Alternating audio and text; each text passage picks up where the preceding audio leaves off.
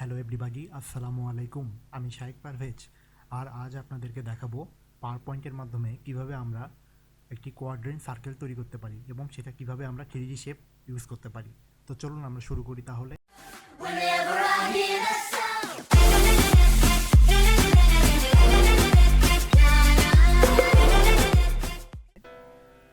প্রথমে আমরা পাওয়ার পয়েন্টে যাব এবং এখানে একটা ব্ল্যাঙ্ক প্রেজেন্টেশন নেব।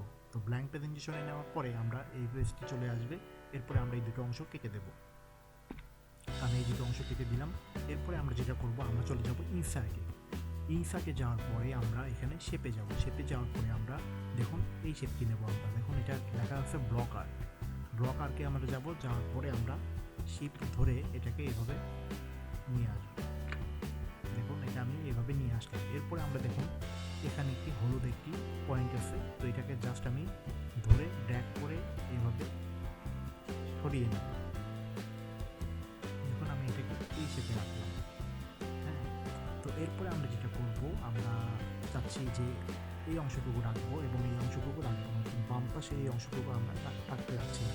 তো সেটার জন্য আমরা যেটা করবো সেটা হচ্ছে আমরা এই হলুদ পয়েন্টে যাব। যাওয়ার পরে এটাকে জাস্ট এইভাবে করে ড্র্যাগ করে এইভাবে নিয়ে আসবো। তারপরে দেখি এটা সমানভাবে অ্যালাইন হয় নাই, তো আমি এটাকে সমানভাবে অ্যালাইন করে দিচ্ছি। দেখুন এইভাবে আমরা করে নেব। এরপরে আমরা এটাকে একটু উপরের দিকে তুলে নিই, কারণ আমার এখানে আরও স্পেস দরকার হবে। তো এবার আমরা যেটা করবো সেটা হচ্ছে আমরা এটাকে ডুপ্লিকেট করে নেব। তো কন্ট্রোল ডি দিলে ডুপ্লিকেট তৈরি হবে। আমরা 3টা ডুপ্লিকেট করে রাখলাম। এরপরে আমরা যেটা করবো, আমরা এভাবে করে সিলেক্ট করে একটু সরিয়ে নিয়ে আসবো এগুলোকে। এরপরে আমরা মাউসের রাইট ক্লিক করে আমরা যদি এখানে যাই, আমি যদি এখানে অ্যালাইনে যাব, তো আমরা দেখি অ্যালাইনে যাই। দেখুন এখানে অ্যালাইন আছে। তো এটাকে আমরা এটার কাজ আমরা পরেই করি। আমরা আগে এটাকে রোটেট করার চিন্তা ভাবনা করি। তো আমরা রোটেট করব।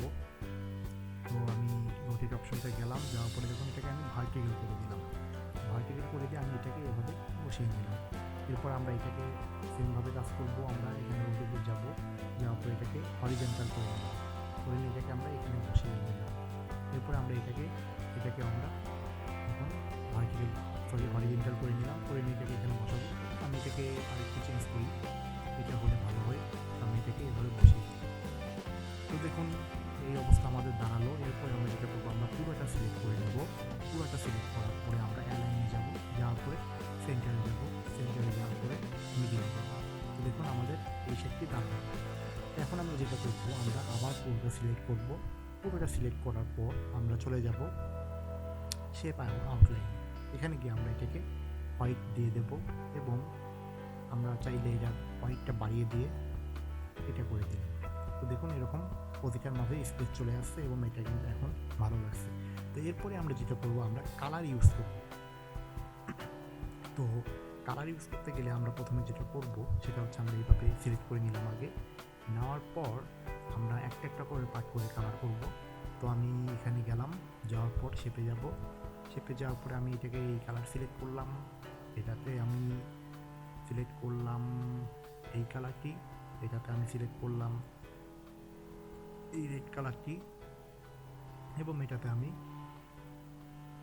অন্য একটা কালার নিই। এখান থেকে সাপোজ যদি আমি এটা নিই, তো আমি এইভাবে 4টা কালার নিলাম। তো নেওয়ার পর আমরা যেটা করবো, আমরা এখানে শেপটি দাঁড়িয়ে গেলো। এবার আমরা যেটা করবো, আমরা 3D শেপ ইউজ করব। তো 3D শেপ ইউজ করতে গেলে আমাদেরকে যেটা করতে হবে সেটা হচ্ছে আমরা এখানে এটাকে আমরা আগে গ্রুপ করে নিই। তো আমি এটাকে গ্রুপ করে নিলাম। গ্রুপ করে নেওয়ার পরে আমরা যেটা করব, আমরা 3D শেপে চলে যাব। তো আমি এখানে 3D শেপ করছি, যে এটা 3D শেপ আমরা এটাকে করে নেব। তো দেখুন এটাকে আমরা যদি 3D করি, এখানে আমরা দেখতেছি। তো এভাবে আমরা 3D শেপগুলো বসিয়ে নিতে পারি। আমরা দেখি কোন শেপটা ভালো আসে সেটা আমরা নেব। এখানে আরও অনেক ধরনের শেপ আছে। তো আমরা যে কোনো একটা সিলেক্ট করব, তার আগে আমরা দেখি কোনটা ভালো আসে। আমরা যদি এটা নিই,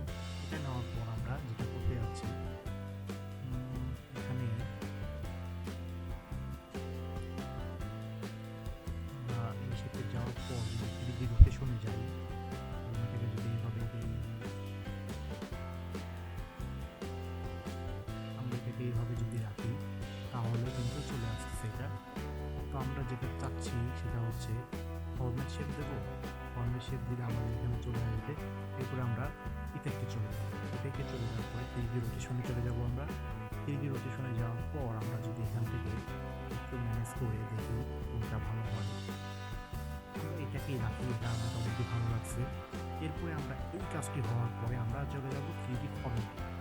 ফর্মেটে যাওয়ার পরে আমরা এখানে কি নিতে পারি, সাপোজ আমি যদি এটা এইভাবে নিই আর বটমে আমরা যদি এটাকে এইভাবে রাখি এবং এখানে আমরা যদি সাপোজ এটার কোয়ালিটি যদি একটু বাড়িয়ে দিই তো এরকম চলে আসবে। আর আমরা যদি এটাকে এইভাবে রাখি তো এরকম থাকবে। আমরা এটাকে মোটামুটি 9.5 রাখলাম। আর এখানে আমরা ডেপথে যাব। ডেপথে যদি আমি একটু বাড়িয়ে দিই, দেখুন এটা এরকম চলে আসছে। তো এরকম একটা শেপ চলে আসলো। আমরা চাইলে এটাকে অন্য কালার ইউজ করে দিতে পারি। যদি আমরা এটাকে ব্ল্যাক করে দিই তো এরকম আসবে। আমরা যদি এটাকে এইভাবে করে দিই তাহলে এই কালারটি আসবে। তো দেখুন এইভাবে চলে আসলো। তো এখন আমরা যেটা করবো সেটা হচ্ছে আমরা চলে যাবো ডাইরেক্ট ইনসাইডে। ইনসাইডে যাওয়ার পরে আমরা শেপে যাবো। শেপে যাওয়ার পরে আমরা এই টুল অর্থাৎ ওয়াল টুলটি নেব। নেওয়ার পর আমরা এইভাবে এটাকে ঠিক ধরে করে নিলাম। নেওয়ার পর আমরা এটাকে এখানে বসাবো। এটাকে আমি একটু ছোটো করে নিচ্ছি। আরও ছোটো করতে হবে আমাদেরকে।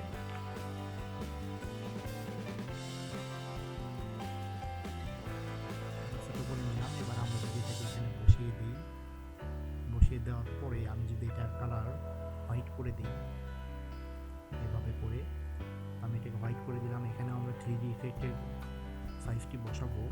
তো এটাকে যদি আমরা 3D করে নিই এভাবে করে বা এরকম, হ্যাঁ এরকম করে নিলেও ভালো লাগছে। এইভাবে করে দিলে হবে, তবে এটা ভালো লাগছে।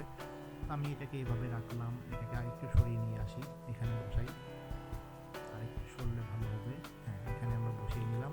এটাকে আমরা জাস্ট কপি করে নেব। কপি করে এটাকে আমরা এখানে বসাবো। এখানে বসালাম। আবার এটাকে নিয়ে আমরা কপি করলাম। কপি করে নিয়ে আমরা এটাকে এখানে বসালাম। আবার এটাকে আমরা কপি করে নেব, নিয়ে আমরা এটাকে এখানে বসাবো। তো এভাবে আমরা একটি 3D কোয়াড্রেন্ট সার্কেল তৈরি করতে পারি পাওয়ার পয়েন্টের মাধ্যমে, যেটা আমাদের প্রেজেন্টেশনে অনেক সময় ব্যবহার করা প্রয়োজন হতে পারে। তো আজ এই পর্যন্তই বন্ধুরা। আমার ভিডিও যদি আপনাদের ভালো লেগে থাকে অবশ্যই কমেন্টের মাধ্যমে জানাবেন এবং আপনাদের মতামতগুলো জানাবেন। আর অবশ্যই আমার ভিডিওতে শেয়ার দিবেন, লাইক দিবেন এবং অবশ্যই আমার চ্যানেলকে সাবস্ক্রাইব করবেন। সাবস্ক্রাইব করতে অবশ্যই ভুলে যাবেন না। আপনার একটা সাবস্ক্রাইবারে আমার হয়তো বা অনেক উপকার হবে এবং আমি কাজে অনেক উৎসাহ পাবো সামনের দিকে। তো ইনশাল্লাহ আমি আশা করি আপনারা আমার চ্যানেল সাবস্ক্রাইব করবেন এবং আরও ভালো ভালো টিউটোরিয়াল আপনাদের জন্য নিয়ে আসবো আমি ইনশাল্লাহ। তো আজ এই পর্যন্তই। সবাইকে ধন্যবাদ জানিয়ে এখানেই শেষ করছি। আল্লাহ হাফিজ।